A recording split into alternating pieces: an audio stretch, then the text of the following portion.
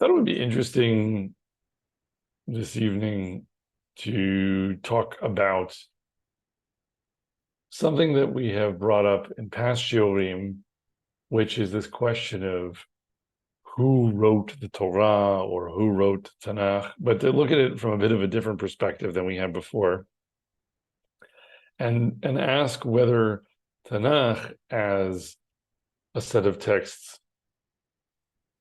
explicitly puts forward particular sources for us to look at, that it kind of expects we're going to be looking at, thinking about the question of how did these words get strung together when someone first wrote them down? Because clearly one of the things we lack from Tanakh is a very clear, reliable manual that describes how prophecy works and how to prophetically reveal your own book of Tanakh if you want to. We're not in that business.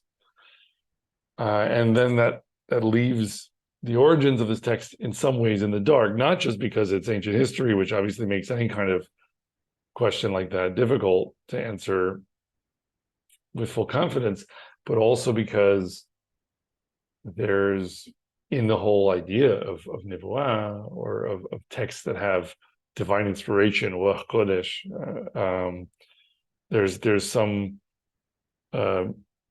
mysteriousness about what that's like, in a way that you could connect to what you experience in this world and in this life. Although I wouldn't say that it's impossible to make progress in that question. It's just not something that the text is very explicit or very on the surface about. What I want to take up specifically is that there's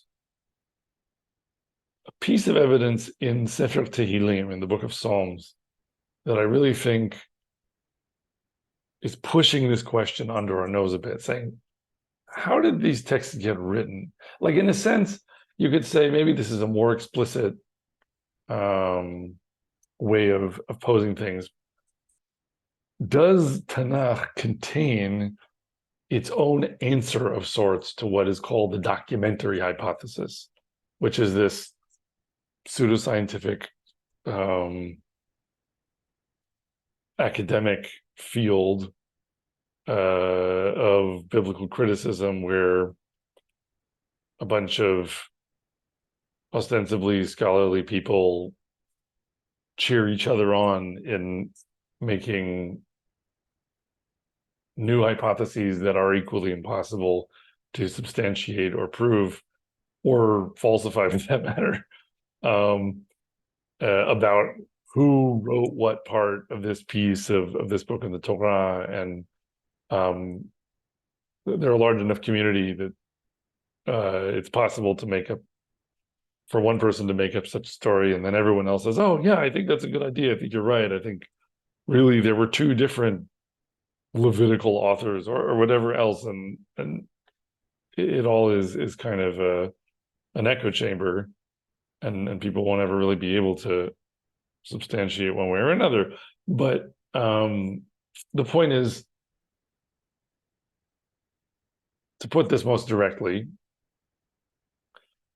there is a way that people read Tanakh where they come to the text and they say, let's study which passages are more like each other, let's study which passages are less like each other, and we'll figure out from that some kind of model of presumed authorship, where we chop it into pieces and say, this author wrote this part and this author wrote that part. And obviously that relationship with the text really undercuts a lot of what we can potentially get out of it as readers who afford all of it the authority of Ruach Kodesh, or Nevuah, of prophecy, speaking the word of Hashem, because there's so much relationship between the different parts that you blind yourself to if you chop it into pieces. But it is the case still, I think, that there are pieces that are more like other pieces. And the question is whether Tanakh so to speak, is constructed to be aware of that issue and whether it has any comment on it. And there's a particular thing which I think might be, I don't know if it's the best place to start in the text for this issue, but it's certainly one that seems clearly interesting. And that's to compare two different prakim, two different chapters in Sefer Tehillim, which are Tehillim Yud Dalet, chapter 14 of Psalms, and Tehillim, I think I want to say Nun Gimel, 53. Let me just double check that before we go on. 53. So the reason that these two prakim are interesting to compare is because they're nearly identical, but they aren't identical. So on the one hand, you're dealing with a situation where you have so many exactly the same or exactly identical choices of words in sequence that it doesn't really make sense to talk about this as though we have two different styles of writing. I mean, it seems essentially like the same text that someone started with, and then someone made edits of one kind and someone made edits of another kind. Just to give you a sense by like talking, the first three psukim. So this is Tehillim Yud Dalet. למנצח לדוד אמר נבל בליבו, אין אלוהים, השחיתו, התעבו, עלילה, אין עושה טוב. אדוני משמיים השקיף על בני אדם, לראות היש משכיל דורש את אלוהים, הכל שר יחדיו, נאלהו אין עושה טוב, אין גם אחד. Okay, so that's the first three psukim of Tehillim Yud Dalet. To the chief musician of David, the fool has said in his heart, there is no God, they are corrupt, they have done abominable deeds, there is none that does good. The Lord looked down from heaven upon the children of men to see if there were any who understand and seek God. They have all gone astray, they have all become corrupted. There is none that does good, no, not one. And it goes on, so those are just the first three psukim. Now let's look at the first three psukim of Tehillim Nun Gimel, chapter 53. Lamnatzeach al mahalath maskil leDavid. Amar naval b'libo ein Elohim. Hishchitu v'hit'ivu awel ein oseh tov. Elohim mishamayim hishkif על בני אדם, לראות היש משכיל דורש את אלוהים. כולו סג יחדיו, נאלחו אין עושה טוב, אין גם אחד. So, just to read in English, to the chief musician, according to Mahalath, a maskil of David, the fool has said in his heart, there is no God, they are corrupt and have done abominable iniquity, there is none that does good. God looked down from heaven upon the children of men to see if there were any who understand, who seek God. They have all fallen away. They have all become filthy. There is no one who does good, not even one. So it's hard just from memory to know exactly what was identical and what was slightly different, but just to call attention to a few differences. The introduction is slightly different. Al Mahalath is only in Nun Gimel, for example. There is this switch from Alila to Awel. So Alila is obviously very similar to Awel, but it's not quite the same. So this is the other thing, is it's not even like these are changes that, someone substituted the word elephant for the word cheetah or something, or for the word whale or whatever. These are changes that really look almost typographical in some cases, like Alila and Awel. They differ by, exactly how many times you see certain vowels and the number of lameds, but it's very similar. And also, kulo sar in Yud Dalet, and Kulo Sag, Samech Gimel versus Samech Reish in Nun Gimel. So there you really have a single letter difference. Again, that looks typographical. And there also are things that are exactly identical, like Amar Naval Belibo, Ein Elohim, right? And you have many of the same words, Hitivu, Hishchithu, or Elohim Mishamayim Hishkif al Bnei Adam, Leot Hayesh Maskil Doresh et Elohim. I'm a little bit having difficulty remembering whether that pasuk is exactly identical or whether there might be a tiny difference, but it's nearly exactly identical, right? So I think the first thing just to say is we're talking here about the canonized text of Tanakh, right? So the decision has already been made, what goes in and what doesn't go in. And when this was all collected and codified, this was being done by leaders who had the discernment to understand what texts have Ruach Kodesh, right, have this sort of divine inspiration, and we are going to forever afterwards take them as this is here because there is divine authority behind these words, and I'm not going to look at them and say, I don't like that one, I'm going to skip it, or I would change this to such and such because this isn't quite correct, right? We can't relate to the canon of Tanakh this way. You need a foundation. It is our foundation. And now that it's been closed, it is what it is. And there's tremendous power, by the way, in what you can discover about this text. I don't want to generalize and say about any text because really Tanakh is built for this purpose, and I'm not sure any others could be trusted in the same way. But there's a tremendous amount you can discover in the text of Tanakh once you treat it this way. Once you say, everything I find here could be related to everything else.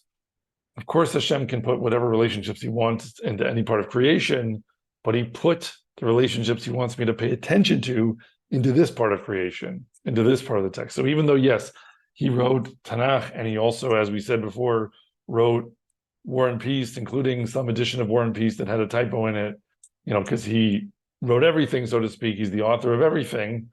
He doesn't expect Am Yisrael to go and study some particular edition of War and Peace and try to look for patterns in it and figure out what it means and say, this is how we serve Hashem, because that's not the instructions that we have. The instructions that we have is like, we should take the Torah and learn how to serve Hashem from the Torah and from the words of Hashem's prophets. So that is what Tanakh now is. Starting with that statement, you now come over to this observation that we're making about these two prakim, which we will just stipulate for the rest of this discussion, are nearly identical and contain differences which may have significance in content, but many of which, in addition to being single word differences, are even more suggestively quite typographical in nature, like maybe just a single letter changed or a slightly different vowelization or whatever. And what that means is that the authority of this text as a whole, which includes all the decisions that went into what goes in and what doesn't, included the choice to take these two nearly identical prakim and say, we need both of them, right? Both of them go in. They're both part of Sefer Tehillim. And not in this way, presumably where you say, oh, well, I think this was by an author named Q and this was by an author named R, and it doesn't matter. You don't get to say things like that if you're going to be an Oved Hashem and come to this text and invest it with authority, first of all.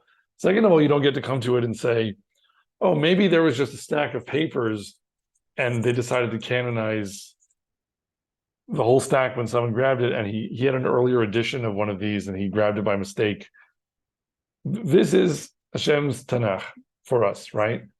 If these two parkim are in there, it's not because of some accident. It's not because of the inability of squabbling curators to agree about what goes in some way that's petty and is not meant to contain any meaning for us.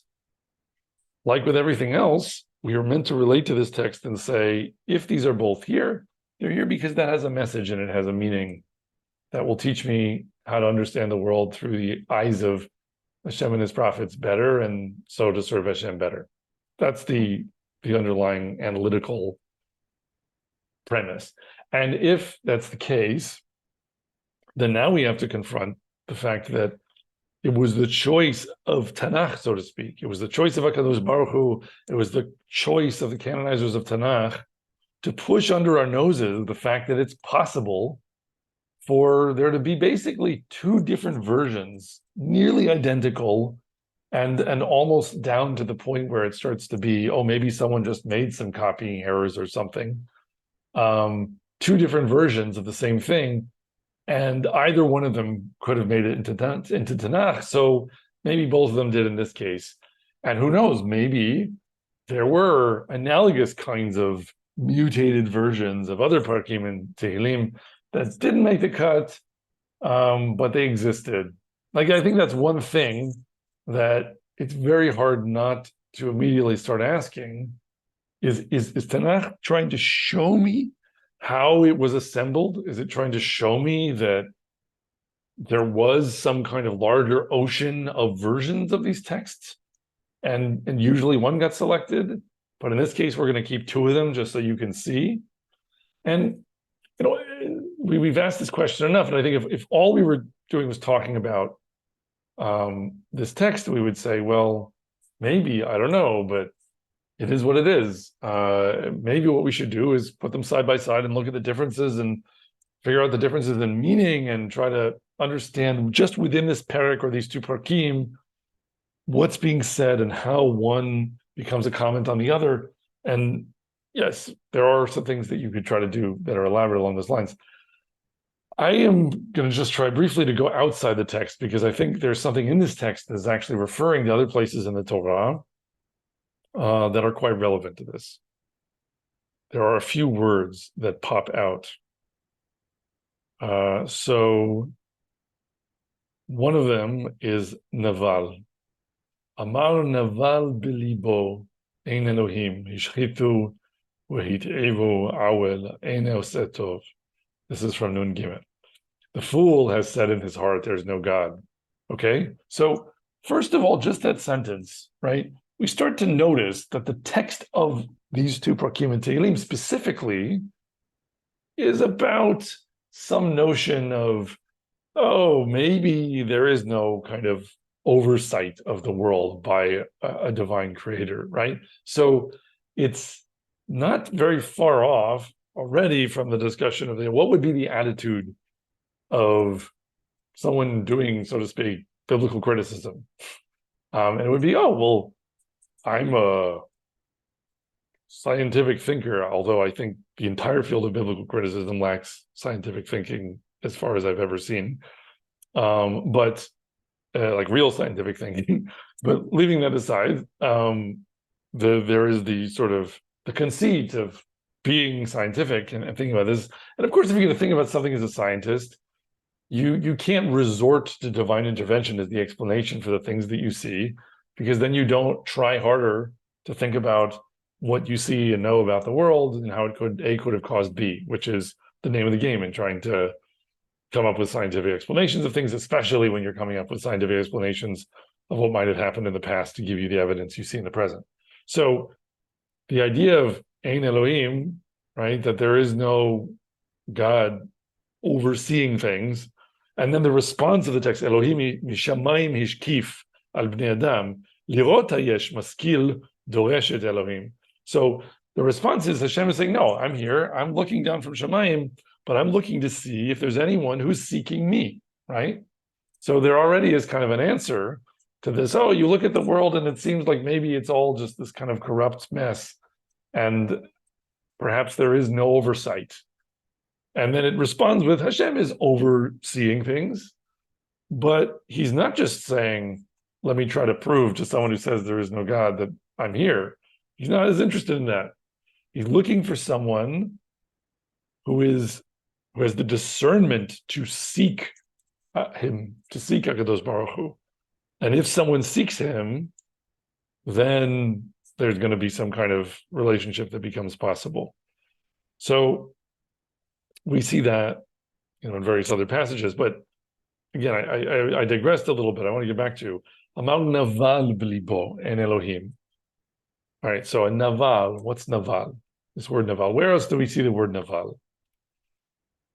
And there are a few places that we see it. There are two in the Torah itself that I just want to raise because once you go look at them, you say, oh, this really seems to also kind of have to do with the same issue. So where are two places where the word Naval appears? So first of all, there's really the word Naval itself, or Nabol or Navol, this appears in the encounter between Moshe and Yitro, right before Ma'amad Har Sinai in the sequence of the text. So it's at this point where it describes that Moshe is sitting in judgment over the people. ויהי ממחרת וישב משה לשפוט את העם ויעמוד העם על משה מן הבוקר עד הערב. Okay, so Moshe was sitting and judging the people, and people stood by Moshe from morning to evening. And Yitro sees this, and he says, "Oh, what are you doing? This is, you can't possibly do this. You can't be one man who's just judging every case that comes up. There needs to be some different system." And it's interesting because the phrasing that Moshe's father-in-law uses, or that Yitro, maybe he's not his father-in-law, whoever he is, his in-law uses, is, so it says, Wayar hoten Moshe et kol asher hu oseh le'am, wayomer, ma hadavar hazeh asher ata oseh le'am, madua ata yoshev levadecha, v'chol ha'am nitzav alecha, min haboker ad ha'arev. So he's asking, why are you doing this? Why are you sitting yourself all alone from morning to evening? And when Moshe describes and he explains, he says, Vayomer Moshe lechotno ki yavo elai ha'am lidrosh Elohim. Now already we have the word lidrosh. Remember what we said from this chapter in Tehillim, that Hashem is looking from Shemayim for what? Someone who is doresh et Elohim. So it's lidrosh Elohim. It's the same thing, right? We're talking about the same thing. Someone who seeks Hashem. The people come to Moshe to seek Hashem, and that's what Moshe is trying to be available to. So we already have that phrase connecting us to that passage. And then look what happens when he describes a little bit more. And what is his choten? What does Yitro say to him? Vayomer choten Moshe elau, lo tov hadavar asher ata oseh, navol tibol gam ata gam ha'am hazeh asher imach, ki chaved mimcha hadavar lo tuchal asho levadecha. All right, so you will certainly and Moshe's in-law said to him, the thing that you do is not good, you will certainly wearing away, navol tibol, you will be worn down, you will degrade and fall to pieces. Both you and this people who are with you, for this thing is too heavy for you, you're not able to perform it yourself. So this passage already has both lidrosh Elohim, seeking God, and also the idea of navol tibol. Here it's the word naval is about falling to pieces because you're trying to provide everything, when they're seeking Hashem from one source. But the word from the Perek was Amar Naval Bilibo. And Navol Tibol is actually, even because it has the Bed Lamed, it even sounds like, Naval Bilibo, Navol Tibol. It's kind of this play on words, but it was a fool says in his heart, there is no God, right? So there's already this resonance happening. I don't think we yet have enough to claim we think we know what this means, but we have to get another use of this word naval or navala. And clearly there are, various instances. I mean, it's not such a terrifically uncommon phrase because you get it a lot when it's talking about like skins of wine and harps, and so nun vet lamed. It's not like you never see it, but I think you see other connections here that make this relevant. Okay, so now we're talking about Migdal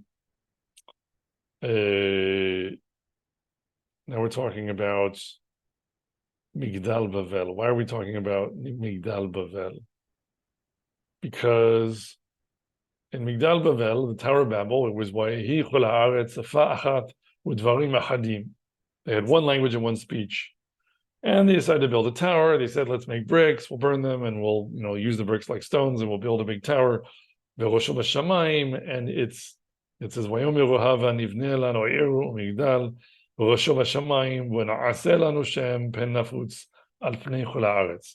so come, let us build a city and a tower whose top may reach to heaven, and let us make a name, lest we be scattered abroad upon the face of the whole earth.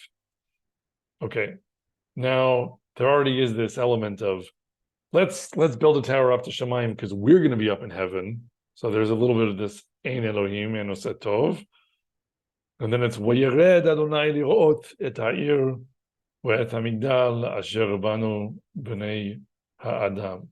So ha'adam is one of these terms that's popping up, but also Vayered Adonai lirot et ha'ir is very similar to Vehishkif Elohim lirot hayesh, right? That it's the idea of Hashem deigning to lower himself to see what's going on, because really he's up there, and we're sort of scrabbling around in the dirt, so to speak, which is especially ironic in the case of Migdal Bavel because they were building a very tall tower, and it's kind of funny that Hashem has to come down to look at it, so to speak.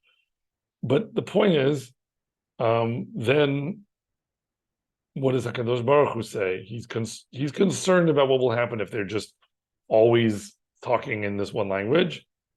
So he says, Hava nirda v'navla sham sfatam asher lo yishme'u ish sfat re'ehu. So come, let us go and confuse their language that they may not understand one another's speech.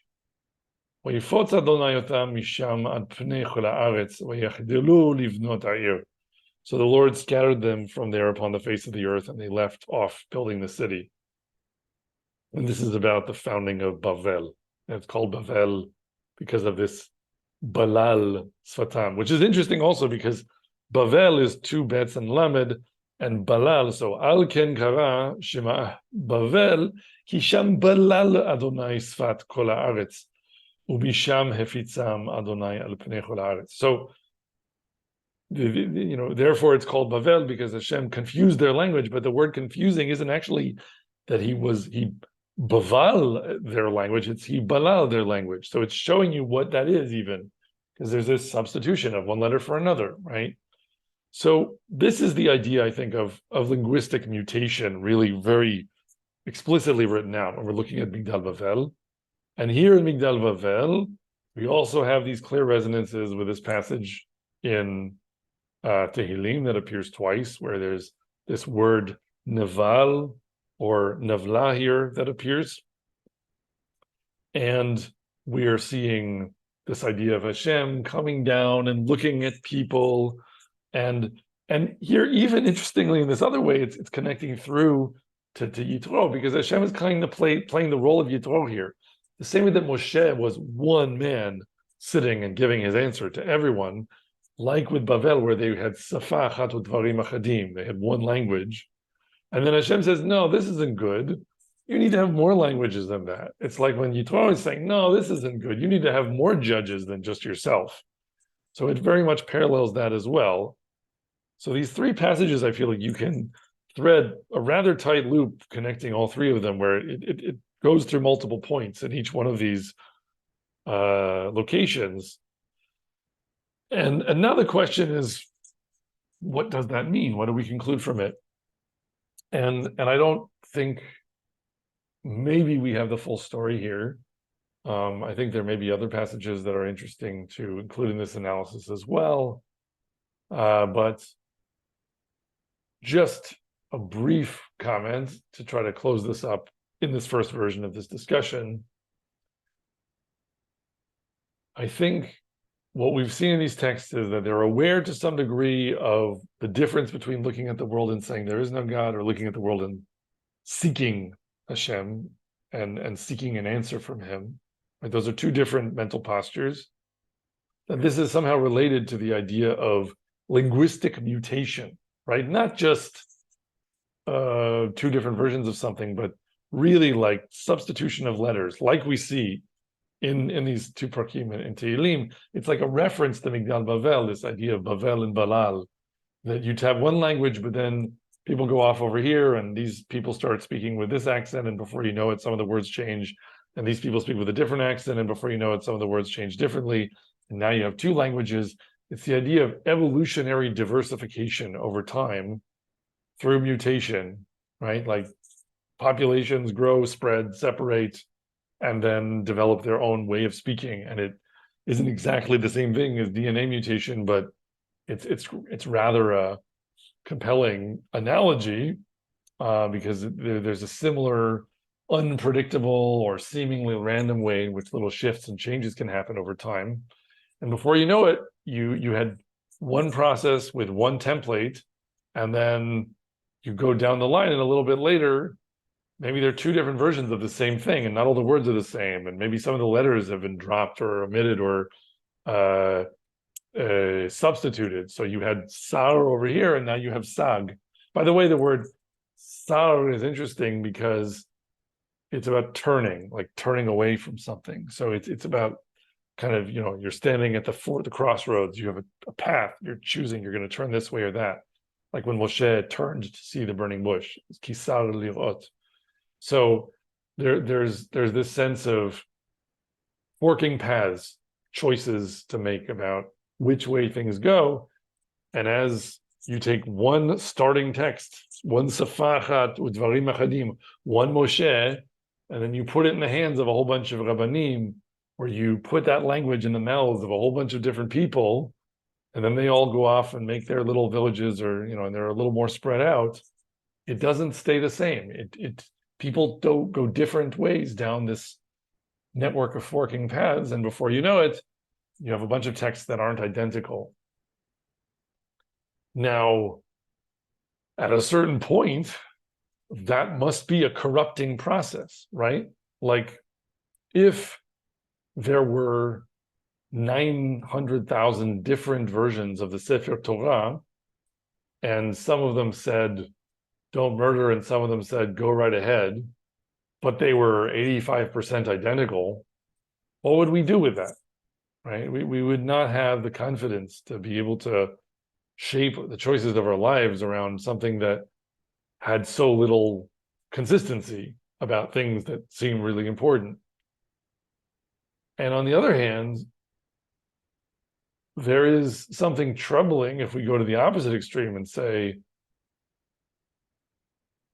there is a human controlled process of transmission going on here, and human error is something that we're aware of, but we have to worry somehow that in that case, somehow maybe the true message is already corrupted. Like, who even knows that we have the original template, or whether the Torah we're working with is already mutated, and this whole thing about not wearing wool and linen used to be about something else, but we don't even get that anymore. You can raise those kinds of concerns if you imagine somehow that Torah is in Shamayim, which it isn't. The Torah says lo b'shamayim hi.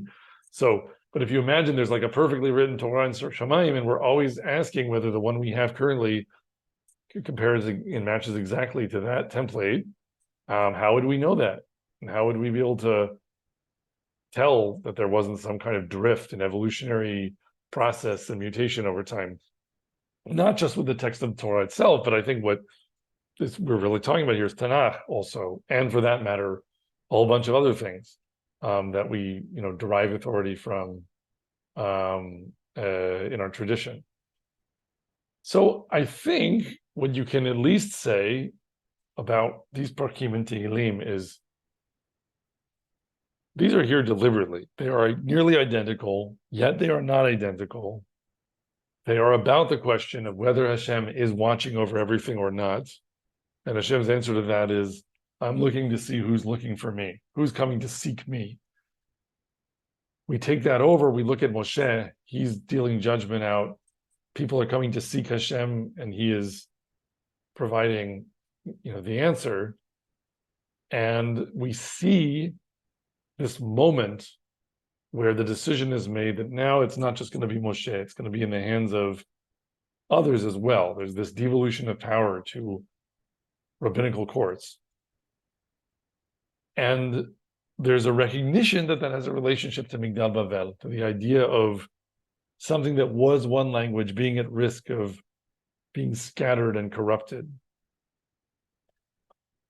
But the fact that the canonization of Tanakh chose not to try to sweep this issue under the rug, but to push these two Parkim to the fore and say, look, doesn't this make you think about, who was editing what kind of folio and what copy of what when we put this together? Because look, these are almost identical, and it makes you ask, why do we need both of them? And was this an accident? And all of that.